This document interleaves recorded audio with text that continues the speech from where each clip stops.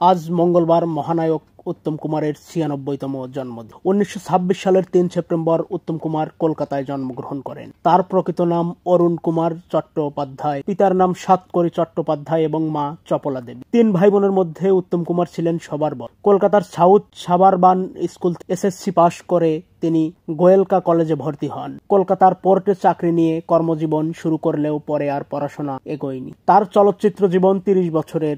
এই সময়টাতে তিনি অভিনয় করেছেন প্রায় 201টি ছবি। তার বিপরীতে নায়িকার চরিত্রে অভিনয় করেছেন 35 অভিনেত্রী। সুচিত্রা সেনের সঙ্গে অভিনয় করেছেন 29টি ছবি। তবে সর্বাধিক 32টি সিনেমাতে অভিনয় করেছেন সুপ্রিয়া দেবীর বিপরীতে। চলচ্চিত্র ছাড়াও অভিনয় করেছেন মঞ্চে ও যাত্রা। এছাড়া পরিচালনা করেছেন 5টি ছবি। সাধারণ মধ্যবিত্ত পরিবার থেকে এসে চলচ্চিত্র জগতে প্রতিষ্ঠা পেতে অনেক পরিশ্রম করতে হয়েছিল মহানায়ক উত্তম কুমার। সেই পরিশ্রমের ফলস্বরূপ তিনি শুধু নায়কই নন, ভারতীয় বাঙালি চলচ্চিত্র প্রযোজক এবং পরিচালক হিসাবেও ব্যাপক খ্যাতি লাভ করেছিলেন। অভিনয়ে অসামান্য দক্ষতার জন্য পেয়েছিলেন মহানায়ক খেতাব।